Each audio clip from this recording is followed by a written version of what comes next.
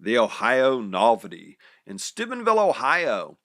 In the 1970s, I loved this store. I loved walking in and those creaky floorboards that they had. All the old buildings had those floorboards where you could hear your footsteps pounding throughout the place. It was in three different locations, on 3rd Street, and then moved over to Market Street, and then it moved up to Sunset Boulevard. The one I remember is on 3rd Street. And I was like 10 or something, and we would go there and I would buy boxes of wholesale candy. A lot of people didn't know they sold stuff wholesale. Now, be a 10-year-old, and the owner, Carl, he would take me into the back rooms, and I could just be there by myself for about a half an hour picking out boxes of candy. I bought like $50 worth. And if you don't know, $50 in the 1970s bought you a lot of candy. And here I am, this little kid, and I got boxes of like bottle caps and Razzles, Pop Rocks, Ring Pops, Marathon bars, Hershey bars, Penny bubblegum, Bazooka bubblegum, Zagnut bars, Peppermint Patties, candy cigarettes, both kinds. You had the bubblegum ones where if you blow into them, powdered sugar would come out the end and it looked like you were smoking. And then there was like these peppermint hard candy stick cigarettes. And candy was great in the 1970s. I don't know what happened to candy. It doesn't look or taste or as novelty as it was. And that's another thing. I love the name Novelty. The Ohio Novelty, or the Ohio Novelty Company, maybe.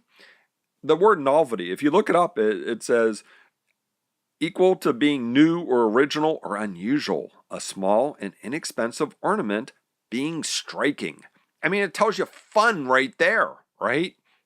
So I would buy about $50 worth of this candy in the little boxes wrapped up, and I would sell it out of my basement. And I made a lot of money as a kid. Financed all my vinyl record collection and then some. All the books I read. I would take it to school and I would mark it up about 300%. When you sold it out of your basement, you got about a 20% markup. School, 300% markup. And I would take, especially like Jolly Ranchers. Jolly Ranchers used to be these little square pieces of candy. You got 6 for a nickel. And they were really, really tasty and they were chewy. Kids would surround my locker trying to thrust money at me. And one day the principal came over the loudspeaker and said, it's come to our attention that people are selling candy at school and you're not allowed to do this. And it was great because it wiped out my competition and I raised the prices to 400%.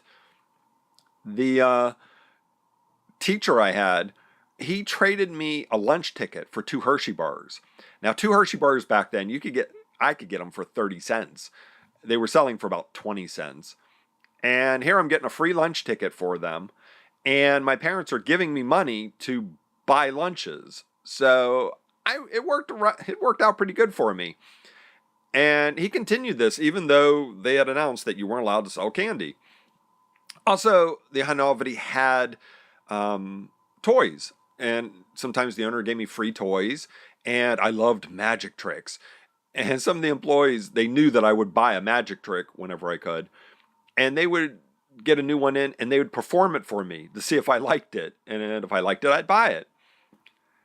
I still run into people today. I mean, decades later, people said, I know you.